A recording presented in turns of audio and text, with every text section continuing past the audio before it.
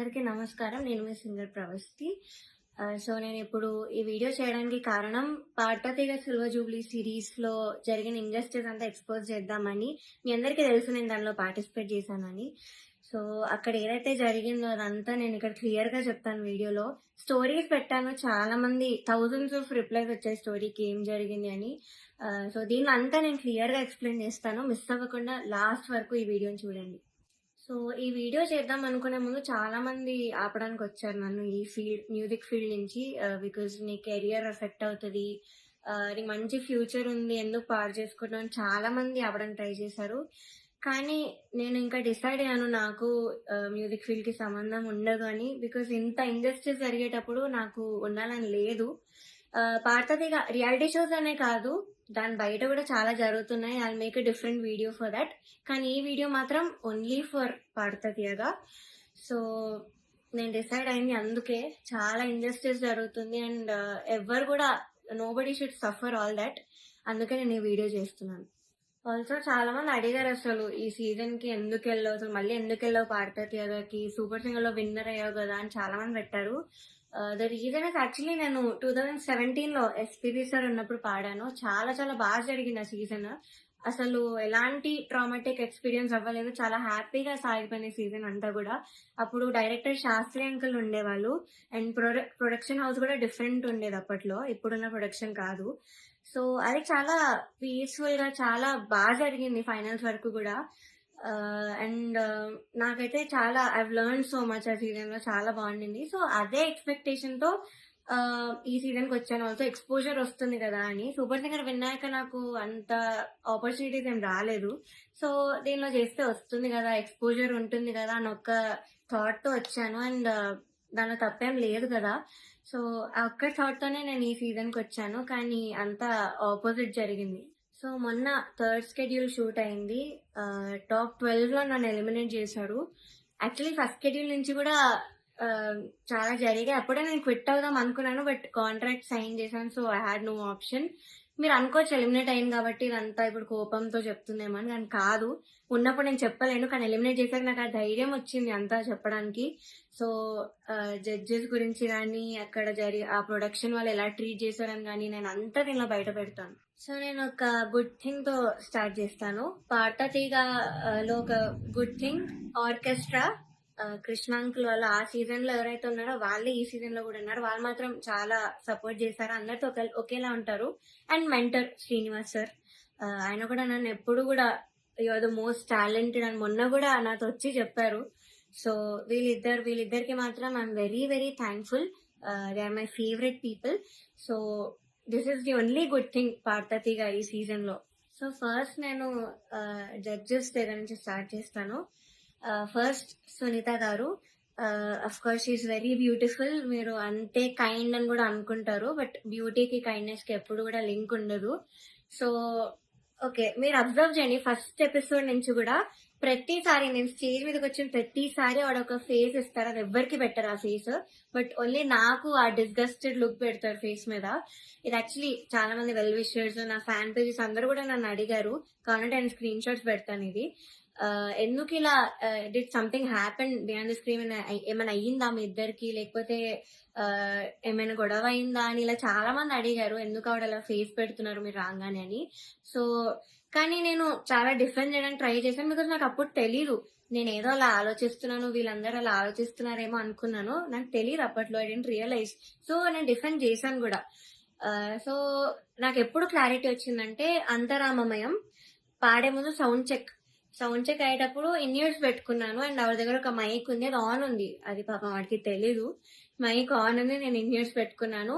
So Keeravani గారితో ఇలా చెప్తున్నారు అనమాట, ఈ అమ్మాయికి అసలు హై రేంజ్ వాయిసే కాదు, హై పిచ్ రాదు, కానీ మేనేజ్ చేసేస్తారు, మీరు చూడండి, ఈ సాంగ్ లో తెలుస్తుంది చూడండి మీకు, అది ఇది అని చాలా ఎక్కిస్తున్నారు సార్ కి.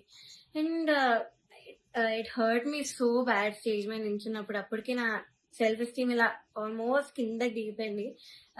చాలా ఏడుపు వచ్చేసింది ఆ టైంకి. కంట్రోల్ చేసుకొని లేదు, I have to do this అని అంతరామమయం పాడాను. అండ్ ఆ పాటకు వచ్చిన అప్రిసియేషన్ నాకు ఇంకే పాటకు రాలేదు అప్పటి వరకు. సో అంతరామమయంకి బయట ఎవరు కలిసినా కూడా అందరు చెప్పారు నాకు వాయిస్ చాలా బాగా వచ్చింది ఆ పాటలో అని, కానీ చాలా బాగుంది ఆ పాట అని.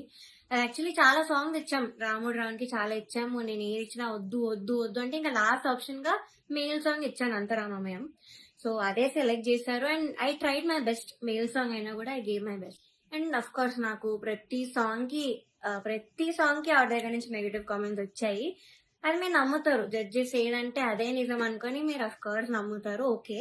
బట్ అదర్ కంటెస్టెంట్స్ పాడేటప్పుడు I will even give their names.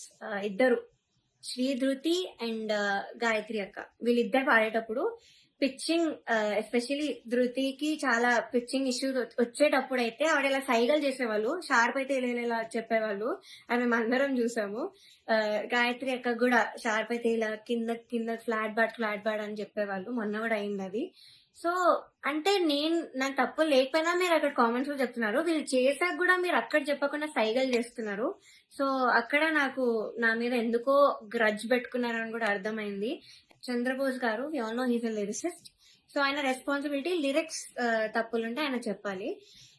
So నన్ను ఫస్ట్ 2 ఎపిసోడ్స్ బాగా మెచ్చుకున్నారు. ఇలా ప్రతి నోట్ గాని భావం గాని అసలు వదలకుండా పాడతామని కూడా చెప్పారు నాకు. అయితే రాముడు రౌండ్ లో వీళ్ళందరు ట్రూ కలర్స్ అన్ని బయటపడ్డాయి. ఫస్ట్ సునీత గారు నేను చెప్పినట్టు మైక్ లో మాట్లాడేశారు ఇన్ని ఇయర్స్ ఉన్నారని నాకు తెలియక. అండ్ చంద్రబోస్ గారు పాపం లిరిక్స్ లో నాకు ఒక్క మిస్టేక్ కూడా నేను ఛాన్స్ ఇవ్వలేదు ఆయన చెప్పడానికి. సో దానిలో చెప్పలేక ఆదృత లేదు అని ఒక కామెంట్ ఇచ్చారు. అది ఇంకేం చేయాలి, మేల్ సాంగ్ సేమ్ ఇంపాక్ట్ ఒక ఫీమేల్ వాయిస్ నుంచి మీరు ఎక్స్పెక్ట్ చేయలేరు. సో అంతరామమయం is a male song. So ఇంకా లిరిక్స్ లో చెప్పలేక ఎందుకు ఇంకా క్రియేట్ చేసుకొని చెప్పడం నాకు అర్థం కాలేదు. అదే రౌండ్ లో ఒక అమ్మాయి లిరిక్స్ మర్చిపోయింది రాముడి పాటలో. అది మాత్రం ఆయన మెన్షన్ చేయలేదు. బీయింగ్ ఎ లిరిసిస్ట్ ఆయన రెస్పాన్సిబిలిటీ ఉంది కూడా ఆయన చెప్పలేదు. ఆ రౌండ్ లో లిరిక్స్ మర్చిపోయింది, చెప్పలేదు. ఇంకా మమ్మల్ని ఏడ్పించేసావు అది ఇది అని చెప్పింది. చాలా మంది చేతిలో రాసుకొని వచ్చారు, అది కూడా ఆయన చెప్పలేదు. అది కూడా నాకు కౌంట్ చేయలేదు. కానీ నాకు మాత్రం లేని నెగిటివ్ పాయింట్స్ అన్ని, ఆయనకు అవసరం లేని నెగిటివ్ పాయింట్స్ అన్ని కూడా చెప్పారు. లిరిక్స్ లో మాత్రం నేను ఇప్పటివరకు ఆయనకు ఒక్క ఛాన్స్ కూడా ఇవ్వలేదు సాంగ్స్ లో. I never made a mistake lyrics point of view అయితే అస్సలు చేయలేదు. మీరే చూడండి, మీకే అర్థమవుతుంది. సో ఇది కూడా మీకు న్యాయం అనిపిస్తుందా? కీరవాణి సార్ గురించి మాట్లాడదాం. అఫ్ కోర్స్ నాకు చాలా హేట్ వస్తుంది దీనికి మాత్రం, and I'm ready for it because I don't care. Personally నాకైతే నెగటివ్ కామెంట్స్ రాలేదు ఆయన దగ్గర నుంచి. బట్ సెట్ లో ఎలా మాట్లాడతారు, అసలు ఏం చెప్తారు అనేది నేను ఇక్కడ చెప్తాను. పాయింట్ నెంబర్ 1, మెలడీస్ పాడిన వాళ్ళకి మాత్రం వాళ్ళు ఎలా పాడినా కూడా నేను ఆటోమేటిక్ గా మంచి స్కోర్ చేస్తాను అని ఆయన నోట్తో ఆయనే చెప్పారు. So he's very bias towards melody songs and his compositions. ఎలా పాడినా కూడా మార్క్స్ వేసిస్తారు. ఆయనే కాదు, అక్కడ ఉన్న సునీత గారు, చంద్రబోస్ సార్ కూడా, వీళ్ళందరూ కూడా అంతే. వాళ్ళ సాంగ్స్ పాడితే మాత్రం స్కోర్స్ ఆటోమేటిక్ గా మంచిగా వచ్చేసాయి. సో ఇది point number 1. Point number 2 is very very hurtful to me personally because నేను ఎలిమినేట్ అయ్యే ఎపిసోడ్ లోనే ఏదో విషయంలో నన్ను చూస్తూ చెప్పారు ఇది కూడా. సో ద థింగ్ ఇస్, నేను మీ అందరికీ తెలుసు సూపర్ సింగర్ లో నా ఫైనాన్షియల్ సిచ్యువేషన్ గురించి నేను అంతా బయట పెట్టాను. సో దాని వల్ల నేను కొన్ని వెడ్డింగ్ షోస్ అలాంటివి చేయాల్సి వచ్చింది. సో ఈ పాయింట్ మీద సార్ మాట్లాడారు. ఏమన్నారంటే అసలు వెడ్డింగ్ షోస్ చేసేవాళ్ళు నా దృష్టిలో సింగర్సే కాదు, నాకు చాలా అసహ్యం, it's like you're disrespecting music అని ఈ మాట అన్నారు. చాలా చాలా బాధ అనిపించింది. అదేంటి అంత స్టేజ్ లో ఉన్నాయని ఇలా మాట్లాడారేంటి అని. సో ఇదొకటి, నన్ను చూస్తూ మాట్లాడారు ఇంకా. So it was very hurtful. Point number 3, so third వచ్చిన వాళ్ళకి ఆయన 1 lakh ఇస్తా అని చెప్పారు. 4th ప్రైజ్ వాళ్ళకి మూవీలో సాంగ్, అండ్ 5th ప్రైజ్ వాళ్ళకి ఆయన గ్రూప్ లో చేర్చుకుంటామని చెప్పారు సార్. సో ఇది ఎలా చెప్పారంటే, 5th ప్రైజ్ వచ్చిన వాళ్ళకి నా దగ్గర కొంతమంది రోజు వచ్చి చాకరీ చేస్తూ ఉంటారు, వాళ్ళ ట్రూప్ లో జాయిన్ చేసుకుంటా అని చెప్పారు. ఇలా చాకరీ అనే వర్డ్ వాడారు. అంటే ఇది డిస్రెస్పెక్ట్ఫుల్ కాదా? So this was very very bad. అంటే అలా అనకూడదు సింగర్స్, ఇలా చాకరీ చేసిపోతారు, దానిలో మిమ్మల్ని కూడా జాయిన్ చేసుకుంటారు ఇలా అన్నారు. సో మీకు ఎలా అనిపిస్తుందో ఇంకా మీరు ఆలోచించండి ఒకసారి. డైరెక్టర్ జ్ఞాపిక ప్రొడక్షన్స్ వాళ్ళ అనిల్ గారు అండ్ హిస్ వైఫ్, వీళ్ళే మెయిన్ అక్కడ అంతా కంట్రోల్ చేసేది, అంతా వెనకాలంతా చేసేది వీళ్ళే. సో ఫస్ట్ పాయింట్ వచ్చేసి సాంగ్ సెలెక్షన్. ఫస్ట్ నేను మీకు చెప్పినట్టు జడ్జెస్ అక్కడ బయాస్డ్. సో కిరాణి సార్ ఏమో మెలడీస్ వాడితే వేసేయడం, ఆయన కంపోజిషన్స్ వాడితే వేసేయడం, చంద్రబోస్ సార్ కూడా అంతే, సునీత గారు కూడా అంతే సేమ్. సో ఇలా తెలిసిన ఇలా తెలిసేసరికి ఒక కంటెస్టెంట్ కి మాత్రం ఓన్లీ వాళ్ళ సాంగ్ ఇచ్చారు, మోస్ట్లీ వాళ్ళ సాంగ్ ఇచ్చారు ప్రతి రౌండ్ లో. ఇంకో కంటెస్టెంట్ కి ఏమో నీకేం వచ్చో చెప్పు ఆ సాంగ్ ఇచ్చేస్తామని చెప్పి ఇలా ఇచ్చారు ఒక కంటెస్టెంట్ కి. సెకండ్ పాయింట్, ఆ కంటెస్టెంట్ ఒక రోజు రాలేదు అనేసరికి అంతా షఫుల్ చేసేసి ఎపిసోడ్స్ అని ఏదేదో చేశారు. అండ్ అలాంటప్పుడు ఇంకెందుకు ఆడిషన్స్ పెట్టి అందరినీ తీసుకొని, ఎందుకు అసలు పార్వతి అంతమందిని తీసుకొని ఒక్క అమ్మాయితో చేయొచ్చు కదా సిల్వర్ జూబ్లీ సిరీస్ అని. సో అదొకటి. థర్డ్ పాయింట్ వచ్చేసి ఫ్యూచర్ లో ఒక ఎలిమినేషన్ జరుగుతుంది నాకంటే ముందు, అది మీరు చూస్తారు ముందు ముందు ఎపిసోడ్స్ లో. అయితే ఇది చాలా కామెడీగా అంటుంది మీకు, మీరు నమ్మలేరు కూడా. ఇద్దరిని తీశారు, ఒక అమ్మాయిని ఒక అబ్బాయిని. అయితే కరెక్ట్ షూట్ ఇంకో 2 days లో ఉందనగా వాళ్ళకి సాంగ్స్ మార్చేశారు, ఆ ఇద్దరికే సాంగ్స్ మార్చారు with a very funny reason. కిరాణి సార్ కి రాగం నచ్చదు అని, శివరంజని అనే రాగం నచ్చదు అని వీళ్ళిద్దరిని తీస్తారు. కామెడీ ఏంటంటే అదే రాగంతో ముందు స్కెడ్యూల్ ఒక అబ్బాయి పాడాడు, అబ్బాయికి బాగానే మార్క్స్ వచ్చాయి. అదే స్కెడ్యూల్ లో ఇంకొక అబ్బాయి కూడా పాడాడు, అబ్బాయి కూడా బాగానే మెచ్చుకున్నారు, మంచి కామెంట్స్ వచ్చి అన్ని వచ్చాయి. బట్ వీళ్ళిద్దరికి మాత్రమే సాంగ్స్ మార్చేశారు. అయినా కూడా దీస్ టూ పాపం ఆ టైంకి నేర్చుకొని I think they did very well మార్చినా కూడా. కానీ వాళ్ళనే ఎలిమినేట్ చేశారు యాజ్ ఐ ఎక్స్పెక్ట్. నేను అప్పుడు అనుకున్నా యాక్చువల్లీ సాంగ్ ఇలా మార్చేసి అంతే ఏదేదో చేస్తున్నారో, నేను అప్పుడు అనుకున్నా వీళ్ళిద్దరిని తీసే ఛాన్స్ ఉంది అని. And the thing is కిరాణి sir రాగం నచ్చకపోతే మరి ఎందుకు చేశారో తెలీదు. అంతర్యామి అనే పాట అదే రాగంలో చేశారు. బట్ ఏమో ఆ ఫన్నీ రీజన్స్ అయితే వీళ్ళిద్దరు సాంగ్ అయితే తీసేశారు కరెక్ట్ ఎలిమినేట్ చేసే ముందు. అండ్ నౌ నేను ఎందుకు అంత మెంటలీ ఎఫెక్ట్ అయ్యాను అని ఇప్పుడు చెప్తాను. ఫస్ట్ థింగ్, నేను చెప్పినట్లు డిస్క్రిమినేషన్ అది, ఇంకా జడ్జెస్ యొక్క డిస్గస్టెడ్ లుక్ తో నన్ను చూడడం, ఎప్పుడు ఒక చీడ పురుగును చూసినట్టు చూడడం. They treated me like I'm worthless. So అలా ట్రీట్ చేశారు, జోక్స్ వేశారు వాళ్ళు కూడా నా బాడీ మీద. ఇవన్నీ నాకు ఆడియన్స్ ద్వారా తెలిసింది, వాళ్ళకి వినిపిస్తుంది కాబట్టి వాళ్ళు పక్కనే ఉంటారు. సో నేనైతే అస్సలు ఎక్స్పెక్ట్ చేయలేదు, ఇలాంటి జడ్జెస్ దగ్గర నుంచి అయితే అస్సలు ఎక్స్పెక్ట్ చేయలేదు. అంటే నేను ఇన్ని షోస్ చేశాను, తమిళ్లో పాడాను, అన్నిట్లో పాడాను, ఎప్పుడు కూడా ఇలాంటి ఎక్స్పీరియన్స్ ఒక జడ్జెస్ నుంచి అయితే నాకు ఎప్పుడూ లేదు. శ్వేతమోహన్ గారు ఇప్పటికి కూడా మాట్లాడతారు, నన్ను ఏంజల్ అంటారు, the sweetest, the most talented అంటారు. అలాంటిది ఇక్కడ వీళ్ళని నన్ను ఇలా ట్రీట్ చేస్తున్నారు, ఇలాంటి మాటలు అంటున్నారు అని చాలా చాలా బాగా అనిపించింది. అండ్ సెకండ్ థింగ్, ప్రొడక్షన్ వాళ్ళు ఎస్పెషల్లీ అవుట్ఫిట్స్ విషయంలో మమ్మల్ని బొడ్డు కిందకి కట్టుకో, సారీస్ ఇచ్చి కిందకి కట్టుకో, ఇలా ఎక్స్పోజింగ్ చేయన్న వేలో చెప్పారు. చాలాసార్లు తిప్పేవాళ్ళు నన్ను ఎస్పెషల్లీ కరెక్ట్ పాడే ముందు. అంటే ఎగ్జాస్ట్ అయిపోయాను ఆ టైంకి, అయినా కూడా ఐ గేవ్ మై బెస్ట్, అది వేరే విషయం. అండ్ ఇలా బాడీ షేమింగ్, ఆ కాస్ట్యూమ్ డిజైన్ అయితే నా ఫేస్ మీద అన్నాడు, ఇలాంటి బాడీకి నేను ఇంకేం ఇవ్వగలను అన్న మాట అన్నాడు. ఏమో ఐ వాజ్ వెరీ వెరీ చాలా చాలా ఎఫెక్ట్ అయినాను మెంటలీ ఈ విషయంతో మాత్రం. సెల్ఫ్ ఎస్టీమ్ కానీ కాన్ఫిడెన్స్ కానీ అంతా లేకుండా పోయింది వీళ్ళనే మాటల వల్ల. అండ్ మీరు ఒకటి గమనించుంటే ఎస్పీబీ సార్ ఉన్నప్పుడు మాత్రం ఇలాంటి కుళ్ళు జోకులు, కామెడీలు, డాన్సులు చేయడం మాత్రం ఎప్పుడూ కూడా లేదు. మీరు ఒక్కసారి అన్ని సీజన్స్ రివైండ్ చేసుకొని చూడండి, నా సీజనే చూడండి 2017లో. కానీ ఎప్పుడైతే జ్ఞాపిక ప్రొడక్షన్ అనేది వచ్చిందో అప్పటి నుంచి ఇవన్నీ స్టార్ట్ అయ్యాయి. So they the main reason ఈ పార్వతిగా ఇలా అయిపోవడానికి కారణం వాళ్ళే. మమ్మల్ని ఇలా డాన్స్లు వేయమని, అదేవో కుళ్ళు జోకులు చెప్పమని. మీరు ముందు చూస్తారు ఇప్పుడు ఎర్రని కురదని గోపాలలో నేను చాలా డాన్స్ చేశాను, నెక్స్ట్ వచ్చే ఎపిసోడ్ లో కూడా డాన్స్ చేశాను, because I was forced to dance. So చేశాను, నేను ఇప్పటివరకు అయితే అంత డాన్స్ ఎప్పుడు చేయలేదు రియాలిటీ షోలో, కానీ చేశాను, మీరే చూస్తారు. అండ్ మాకు ట్రాన్స్పోర్ట్ లో ఒక కంటెంట్ మేనేజర్ మాత్రమే వచ్చేవాళ్ళు కార్లో, బికాజ్ మా ఇంటి పక్కన ఆయన కూడా ఉంటారు. సో సేమ్ వెహికల్ అయ్యేది. అండ్ ఆయన ఏం చెప్పేవాళ్ళంటే పర్ఫార్మెన్స్ చాలా ఇంపార్టెంట్, మీరు డల్ అప్పట్లో కాదు, మీరు అలా నించొని పాడితే ఎవరు చూడరు, అది అని ఆయన అన్నారు. And one more thing is, Janaki అమ్మ రౌండ్ జరిగింది. మీ అందరికీ తెలుసు నాకు జానకి అమ్మకు ఉన్న బాండింగ్, నా పోస్ట్ కూడా ఉంటుంది అక్కడ ఇన్స్టాగ్రామ్ లో. సో అన్ని ఫొటోస్ ఉన్నాయి నా దగ్గర, ఆమెతో అంత ఎక్స్పీరియన్స్ ఉంది అమ్మమ్మతో, చాలా స్వీట్ మెమరీస్ ఉన్నాయి. అవన్నీ నేను చెప్దాం అనుకున్నా కూడా నేను చెప్పనివ్వలేదు స్టేజ్ మీద. అండ్ నా ఫొటోస్, అంకుల్ ఇలా ఫొటోస్ వేస్తారా, సో నేను ఎక్స్పీరియన్స్ అంతా చెప్తాను, నాకు అమ్మమ్మ గురించి నేను మంచిగా చెప్దాం అనుకున్నాను అంటే కూడా నన్ను ఒప్పుకోలేదు. వేరే కంటెస్టెంట్ అందరూ ఫీల్ అవుతారమ్మా అది ఇదని చెప్పి నన్ను ఆపేశారు. బట్ కె రాఘవేంద్రరావు గారి ఎపిసోడ్ అయింది మొన్న స్కెడ్యూల్లో. అండ్ ధృతి is very very close to him, అక్కడ ఉన్న అందరితో క్లోజ్, జడ్జెస్ తో కూడా ఆఫ్ కోర్స్. సో ఆయన ఫొటోస్, తన ఫొటోస్ మాత్రం వేశారు అండ్ తనతో చెప్పించారు. నేను చేస్తే మాత్రం వద్దని, తను చేస్తే మాత్రం మంచిగా చూపించారు, అంత హైప్ చేశారు. ఇది మీకు న్యాయం అనిపిస్తుందా, మీరే చెప్పండి. నౌ థర్డ్ ఫైనల్ స్కెడ్యూల్, అంటే నేను ఎలిమినేట్ అయిన స్కెడ్యూల్. అయితే 4 రౌండ్స్ ఇచ్చారు, 6 గా డివైడ్ చేశారు.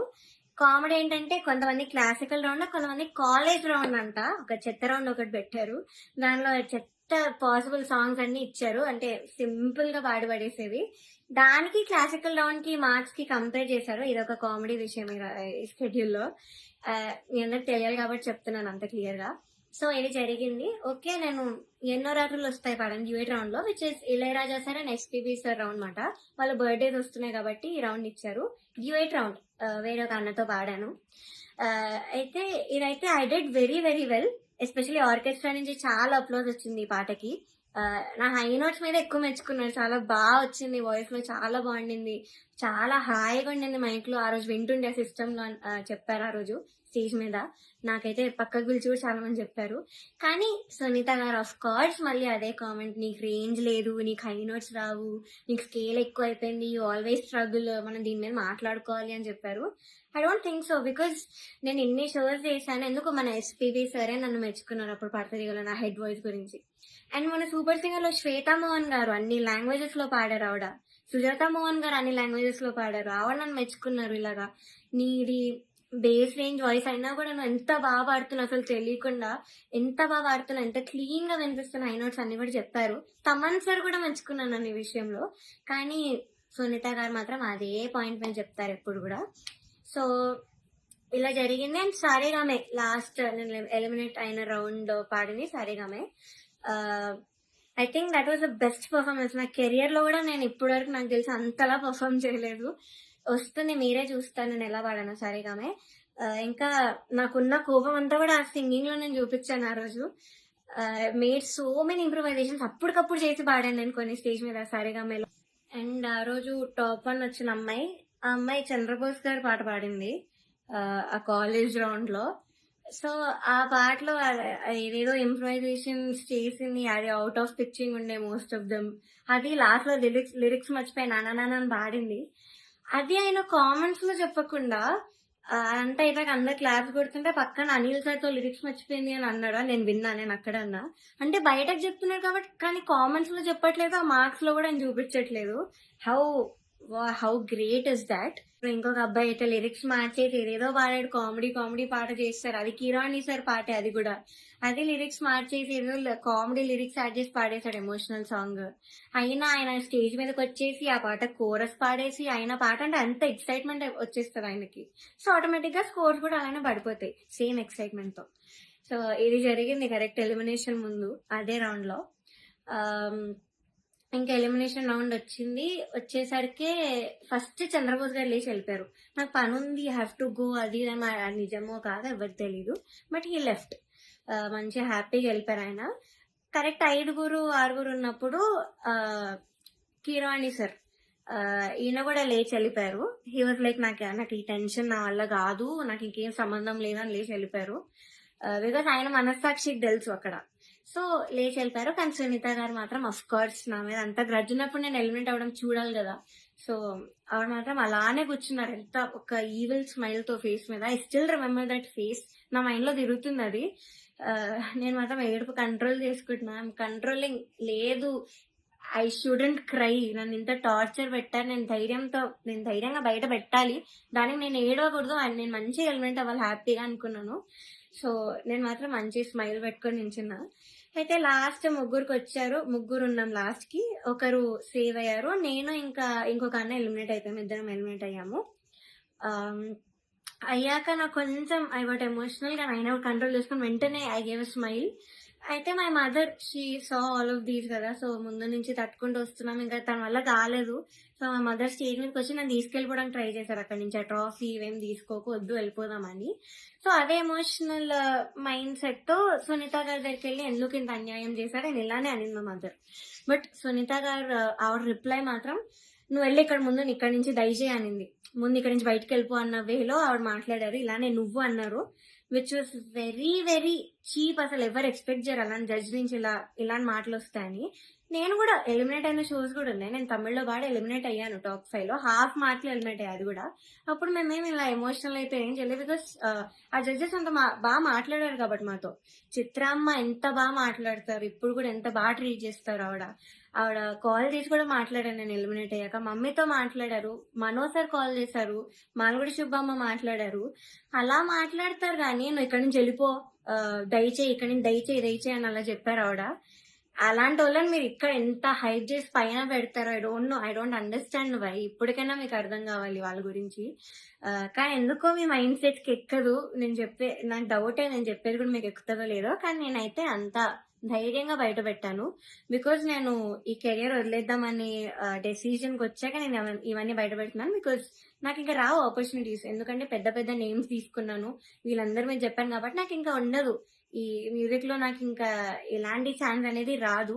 నేను డిసైడ్ అయ్యే ఇవన్నీ పెట్టాను. ఈ వీడియో చేయడానికి మెయిన్ రీజన్ వచ్చేసి మీరు ఇదంతా చూసి ఇప్పటికైనా రియలైజ్ అయ్యి ఇలాంటి ఫ్రాడ్ షోస్ అన్ని కూడా చూడడం మానేసి, ఆ స్పాన్సర్స్ కూడా స్పాన్సర్ చేయడం మానేసి బ్యాన్ చేస్తారని ఒక హోప్ తో నేను చేశాను ఈ వీడియో. అండ్ నాలా చాలా మంది సఫర్ అయిన వాళ్ళు ఉన్నారు, కానీ ధైర్యం లేక కెరియర్ గురించి ఆలోచించి చాలా మంది మాట్లాడకుండా ఆగిపోయారు. నేను మాత్రం కెరియర్ వదిలేస్తున్నాను కాబట్టి ఇదంతా చెప్తున్నాను కెమెరా ముందు ధైర్యంగా. సో జడ్జెస్, మీరు ఆ సీట్ లో కూర్చున్నప్పుడు మీకు ఒక రెస్పాన్సిబిలిటీ ఉంది, జస్టిస్ చేసే ఒక రెస్పాన్సిబిలిటీ.